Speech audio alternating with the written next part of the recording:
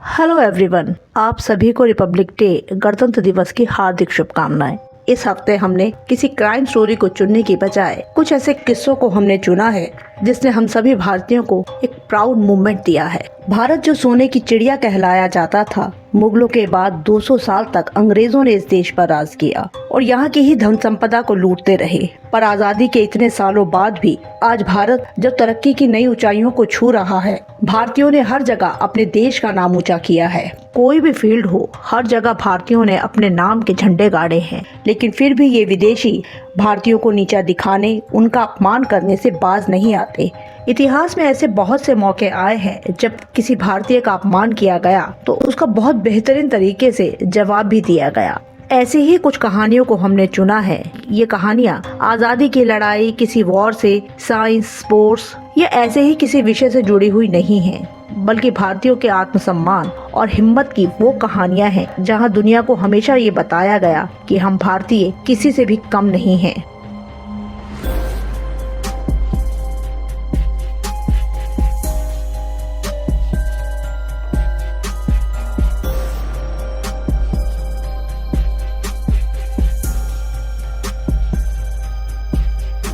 अपनी मुख्य कहानी पर आने से पहले हम भारत की शान कहे जाने वाली टाटा कंपनी से जुड़ी ऐसे ही दो किस्से बताने वाले हैं। इसमें सबसे पहले बात करेंगे टाटा कंपनी के संस्थापक जमशेदजी टाटा की, जो एक बहुत ही कामयाब बिजनेसमैन थे और उनके किए हुए कामों से भारत को तरक्की की नई ऊंचाइयों पर पहुंचाया। 1896 में बॉम्बे के वॉटसन होटल में उन्हें एंट्री करने से रोका गया और धक्के देकर वहां से निकाल दिया गया, क्योंकि वो होटल सिर्फ अंग्रेजों और यूरोपियंस के लिए था। वहां भारतीयों को प्रवेश करना मना था। इस अपमान से वो इतना आहत हुए कि उन्होंने खुद का एक आलीशान होटल बनवाने का फैसला कर लिया जिसमें कोई भी आ जा सके। इस घटना के बाद ही बॉम्बे के गेटवे ऑफ इंडिया बनने से भी 21 साल पहले होटल ताज पैलेस का निर्माण शुरू हुआ। 16 दिसंबर 1903 को ये होटल बनकर तैयार हुआ, जो आर्किटेक्चर के हिसाब से भी एक बेहतरीन होटल था। ये भारत का पहला ऐसा होटल था जिसमें इलेक्ट्रिसिटी थी। अमेरिकी पंखों के साथ साथ जर्मन लिफ्ट भी लगाई गई थी। यहाँ कई अंग्रेज शेफ भी थे। ये हर लिहाज से एक वर्ल्ड क्लास होटल था, जिसे खास तौर पर भारतीयों के लिए ही बनाया गया था।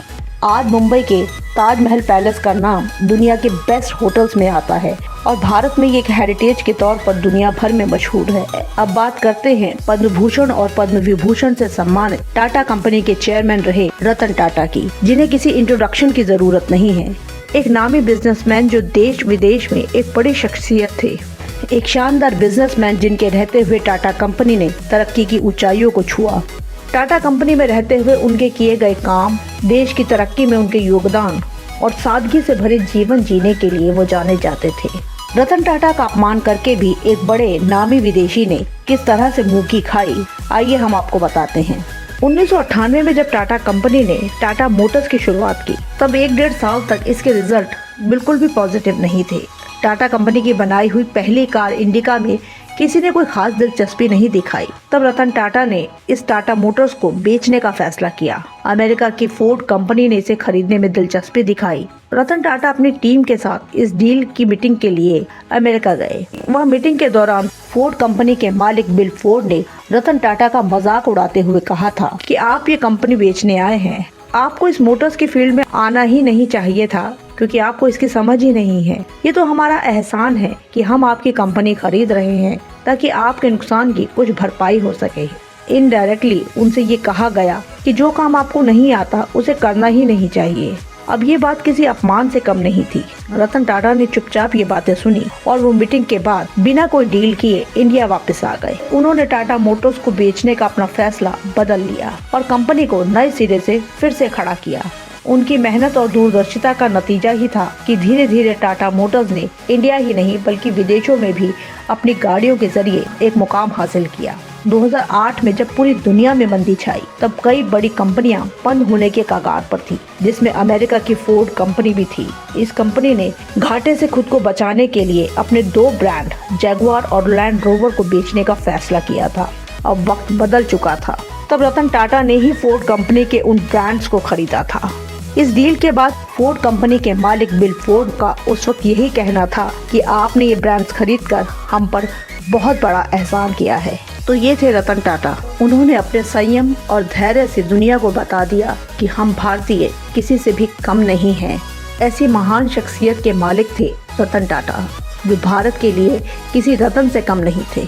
आज की हमारी मेन कहानी आजादी से पहले की है। उस वक्त देश तो गुलाम था, पर फिर भी कई राजा महाराजा ऐसे भी थे जो उस समय भी पूरी शान शौकत के साथ रह रहे। इन्हीं में से एक थे राजस्थान के अलवर के महाराजा जय सिंह प्रभाकर। अंग्रेजों से उनके अच्छे संबंध थे, पर अंग्रेजों के घमंड और भारतीयों के साथ किए जाने वाले उनके व्यवहार से वो खुश नहीं थे। महाराजा जय सिंह काफी पढ़े लिखे और आधुनिक सोच विचार वाले राजा थे। उन्हें नई नई तकनीक और मॉडर्न चीजें बहुत पसंद थी। वो अपने समय के सबसे शक्तिशाली और धनी शासकों में से एक थे। उनका राजसी ठाट बाट देख कर तो अंग्रेज भी हैरान हुआ करते थे। उनके बारे में कहा जाता था कि उनकी धन संपदा इतनी थी कि उनकी 7 पीढ़ियां बिना कुछ किए सालों तक यूं ही शान शौकत से अपनी जिंदगी जी सकती थी। वो आधुनिक और रोमांच से भरपूर जीवन जीने के शौकीन थे, लेकिन इससे अलग उनकी छवि सन के स्वभाव की थी। वो अपनी आलीशान जीवन शैली, फिजूल खर्चों वाली पार्टीज और महंगे शौक के लिए जाने जाते थे। इन्हीं महाराजा जय सिंह से जुड़ा हुआ एक बहुत ही मशहूर किस्सा है कि 1920 में राजा जय सिंह लंदन की यात्रा पर गए। वहाँ वो अपने मैनेजर, नौकर चाकर और पूरे राजसी तामझाम के साथ पहुँचे थे। एक आलीशान होटल में वो वहाँ बहुत ठाट बाट के साथ रुके थे। कुछ दिनों के बाद राजा जय सिंह ने अपने सेक्रेटरी से कहा कि आज मैं लंदन घूमना चाहता हूँ, पर अकेले। मेरे साथ आज कोई भी शाही गाड़ी या नौकर नहीं जाएगा। उन्होंने यह आदेश दिया और फिर बिना किसी शाही तामझाम के एक आम शख्स की तरह वो लंदन घूमने के लिए निकल गए। घूमते घूमते वो लंदन के बॉन्ड स्ट्रीट पर पहुँचे। वहाँ उनकी नज़र एक कार के शोरूम पर पड़ी। उन्हें लग्जीरियस और महंगी गाड़ियों का बहुत शौक था और ये दुनिया की सबसे महंगी कहे जाने वाली गाड़ी रोल्स रॉयस का शोरूम था। पूरी दुनिया में इस कार का नाम था और इसे खरीदने वालों में ज्यादातर दुनिया के शाही परिवार के राजा महाराजा या नामी अरबपति शामिल थे। रोल्स रॉयस वो गाड़ी है जो शुरू से ही आम लोगों की पहुंच से बहुत दूर थी। इस कार के बारे में कहा जाता है कि आपके पास कितना ही पैसा क्यों ना हो, तब भी आप आसानी से इसे खरीद नहीं सकते। अमीर होने के बावजूद ये कार कंपनी आपको रिजेक्ट करके कार बेचने से मना कर सकती है।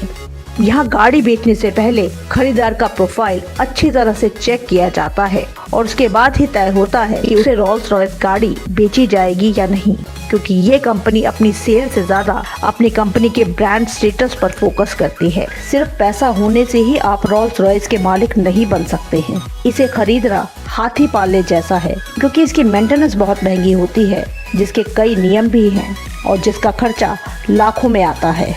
तभी पिछले 122 सालों से इसका नाम लग्जरी कार्स में टॉप पर आता है। महाराजा जय सिंह को बाहर से ही ये कार बहुत पसंद आई। राजा जय सिंह शोरूम के अंदर चले गए। वहाँ शोरूम में एक सेल्समैन उनके सामने था जो उन्हें अजीब नजरों से घूर रहा था। उस वक्त जय सिंह बहुत ही साधारण कपड़ों में थे और ऊपर से एक भारतीय थे।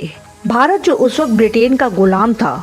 महाराजा जय सिंह ने उस सेल्समैन से कार के फीचर्स और प्राइस के बारे में सवाल करना शुरू किया, पर सेल्समैन ने उन्हें ऊपर से नीचे तक देखते हुए और चिढ़ते हुए कहा कि ये कार आप जैसे लोगों के लिए नहीं है, आप यहाँ से बाहर चले जाएं। अब ये सुनकर जय सिंह थोड़ा चौंके, पर वो शांत रहे। उन्होंने फिर से सेल्समैन को कहा कि मुझे ये कार खरीदनी है, आप इसकी कीमत बताइए। अब इस पर वो सेल्समैन भड़क गया और उसने जय सिंह को ये कहते हुए शोरूम से बाहर निकाल दिया कि तुम्हारी हैसियत नहीं है इस कार को खरीदने की। अब अपनी सनक के लिए मशहूर राजा जय सिंह इस अपमान के बाद बहुत गुस्से से भरे थे, पर वहाँ कोई तमाशा किए बिना वो होटल लौट आए। वहाँ पहुँचते ही उन्होंने अपने सेक्रेटरी को बुलाकर शोरूम का पता बताया और कहा कि शोरूम में जाकर खबर पहुँचा दो कि अलवर के महाराज वहाँ कार खरीदने के लिए आ रहे हैं। अब जैसे ही शोरूम में एक राजा के आने की खबर पहुंची तो सभी उनके वेलकम की तैयारी में जुट गए। बाकायदा रेड कारपेट बिछाया गया। राजसी पोशाक, शाही पगड़ी और जेवर पहने अब अपने पूरे शाही ठाट बाट और गाड़ियों के लश्कर के साथ, अपने नौकर और सारे तामझाम के साथ महाराजा जय सिंह उस रोल्स रॉयस के शोरूम पर पहुंचे। उनका बैंड बाजे के साथ स्वागत किया गया।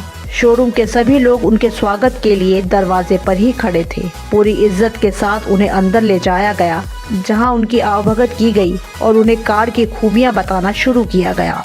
महाराजा जय सिंह कुछ देर तक खामोशी से यूं ही खड़े रहे।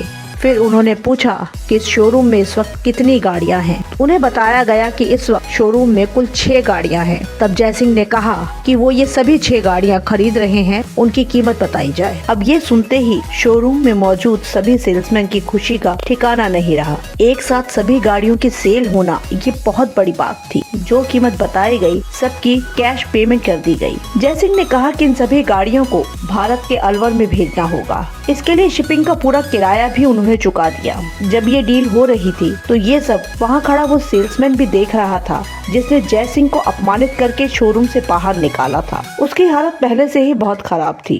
जयसिंह को अपने शाही रूप में देखकर वो बहुत सख्ते में था। सेल्समैन ने उन्हें पहचान लिया था और वो समझ चुका था कि वो बहुत बड़ी गड़बड़ कर चुका है। सारी कार्स की डील करने के बाद महाराजा जयसिंह ने उसी सेल्समैन की तरफ इशारा करते हुए कहा कि उनकी एक शर्त है कि इन गाड़ियों के साथ इस सेल्समैन को भी अलवर आना होगा ताकि ये वहाँ पहुंचकर गाड़ी के फीचर्स हमें समझा सके। उनकी इस शर्त को तुरंत मान लिया गया।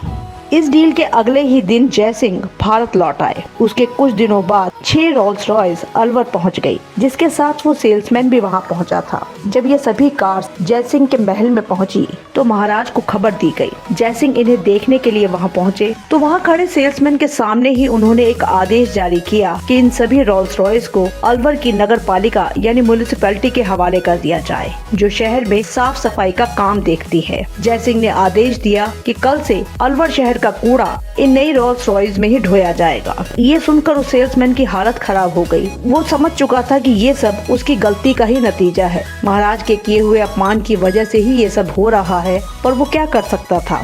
उसी दिन उन गाड़ियों को अलवर नगर पालिका के हवाले कर दिया गया। अगले दिन सुबह से ही ये चमचमाती नई रोल्स रॉयस अलवर की सड़कों पर थी, जिनमें शहर का कूड़ा भरा जा रहा था। शहर के लोगों के लिए भी एक अजूबा ही था। दुनिया की सबसे लग्जरियस गाड़ियों को अलवर में कूड़ा उठाने वाली गाड़ी बना दिया गया था। अब क्योंकि उस वक्त भारत में अंग्रेजों का राज था और जयसिंह के महल में अक्सर अंग्रेज अफसरों का आना जाना लगा रहता था, इसीलिए रोल्स रॉयस को कूड़ा गाड़ी बनाने की यह खबर पूरे भारत में फैल गई और यहाँ से होते हुए लंदन और फिर दूसरे देशों में भी जा पहुँची। रोल्स रॉयस एक नामचीन कार कंपनी थी। इस कार को खरीदना लोग अपनी शान समझते थे। ये उनकी शान शौकत की निशानी हुआ करती थी। ये कार किसी के पास होना उनकी स्टेटस सिंबल की पहचान थी। खासकर हर शाही परिवार में तो ये कार होती ही थी। तो अब ये बात तेजी से फैलने लगी कि भारत जैसे गुलाम देश का एक राजा इन रोल्स रॉयस से शहर का कूड़ा उठवा रहा है। अब जिस किसी के पास भी ये गाड़ी थी वो वहाँ इसे इस्तेमाल करने में झिझकने लगे। उस सेल्समैन के जरिए कंपनी तक भी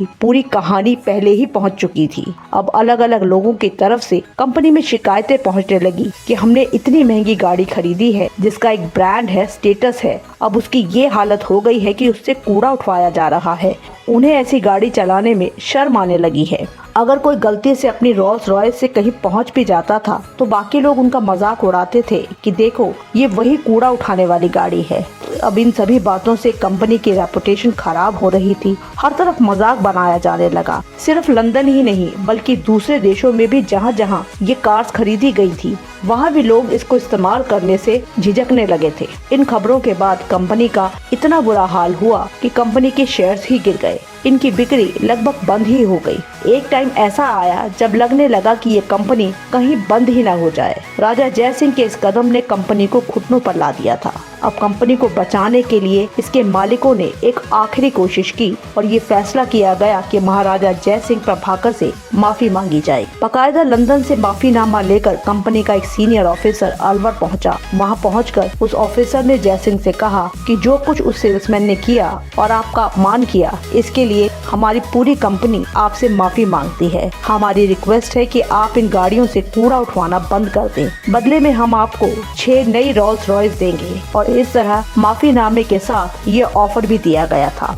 कंपनी के बुरे हाल और अब माफीनामा भेजे जाने की खबर मीडिया में भी आ चुकी थी। तो अब महाराज जयसिंह प्रभाकर का गुस्सा शांत हुआ। वो उस सेल्समैन और उसकी कंपनी को सबक सिखाना चाहते थे। उनका बदला पूरा हो चुका था। उन्होंने कंपनी के भेजे हुए माफीनामे को स्वीकार कर दिया और रोल्स रॉयस से कूड़ा उठवाने का आदेश भी वापस ले लिया गया। इस तरह जयसिंह ने अपने अपमान का बदला लिया। उन्हें 6 ब्रांड न्यू रोल्स रॉयस भिजवा दी गई, जैसा कंपनी ने वादा किया था। महाराजा जयसिंह की लाइफ का ये बहुत ही दिलचस्प किस्सा है। रोल्स रॉयस कंपनी भी अपने इस खरीदार को शायद कभी जिंदगी भर भुला नहीं पाएगी। रोल्स रॉयस से जुड़ा एक बहुत ही दिलचस्प किस्सा और भी है। जब हम अपने घर से निकलते हैं तो अक्सर कई चीजें मैचिंग करते हुए चलते हैं, पर हम आपको बताने वाले हैं एक ऐसे सिख बिजनेसमैन के बारे में जो हफ्ते के 7 दिन अपनी पगड़ी से मैच करती हुई रोल्स रॉयस लेके चलते हैं। ये उनका शौक नहीं, बल्कि ऐसा उन्होंने एक अंग्रेज के द्वारा किए गए उनके अपमान के बदले के जवाब के तौर पर किया था। ये किस्सा है भारतीय मूल के ब्रिटिश बिजनेसमैन रुबेन सिंह का। रुबेन सिंह ब्रिटेन में रहने वाले एक सिख अरबपति बिजनेसमैन हैं और ये बहुत ही सक्सेसफुल भी हैं। 1998 के गिनीज बुक ऑफ रिकॉर्ड्स में 22 साल की उम्र में ही सबसे यंग सक्सेसफुल बिजनेसमैन के रूप में इनका नाम दर्ज किया गया था। इनकी नेटवर्थ इतनी है कि इन्हें ब्रिटेन का बिल गेट्स भी कहा जाता है। इनकी अपनी कई सक्सेसफुल कंपनीज हैं, जिसमें पहली है contract centre company all day PA, दूसरी एक प्राइवेट इक्विटी फर्म है ईशर कैपिटल। ये इन दोनों कंपनीज के CEO हैं। 2004 में ऑल डे PA नाम कंपनी के फाइनेंशियल मैटर के चलते कोर्ट में केस हुआ, जिसके बाद इन्हें दिवालिया घोषित कर दिया गया। तब एक अंग्रेज ने इनका मजाक उड़ाते हुए कहा कि ये बिजनेस तुम्हारे बस की बात नहीं है, तुम सरदार तो बस अपनी पगड़ियां बदलना ही जानते हो। अब पगड़ी किसी सरदार के लिए उसकी इज्जत और मान सब कुछ होता है। रुबेन सिंह ने उस अपमान के बदले उस अंग्रेज को चैलेंज किया कि हम सरदार क्या कर सकते हैं, ये मैं तुम्हें दिखाऊंगा, और अपनी पगड़ी से मैच करती हुई 7 दिन की 7 रोल्स रॉयस खरीद कर दिखाऊंगा। जल्दी ही कोर्ट में वो केस सेटल हुआ और उन्हें उस कंपनी का फिर से CEO बना दिया गया। उन्होंने फिर से अपने बिजनेस को नए सिरे से खड़ा किया और जल्दी ही अपनी पगड़ी से मैच करती हुई 7 रंग की अलग अलग 7 रोल्स रॉयस खरीदी और उस अंग्रेज को सबक सिखाने के लिए अगले 7 दिनों तक पगड़ी से मैच करती हुई 7 रोल्स रॉयस के साथ अपनी फोटोज सोशल मीडिया पर अपलोड भी की, जिसमें उस अंग्रेज को टैग किया गया था और साथ ही ये लाइन भी लिखी गई थी, my turban is my crown and my pride too. इस घटना के साथ उन्होंने सिर्फ सिखों का ही नहीं बल्कि पूरे भारतीयों का सर गर्व से ऊंचा कर दिया। पर वो इतने पर ही नहीं रुके। इसके बाद उन्होंने 6 और रोल्स रॉयस खरीदी।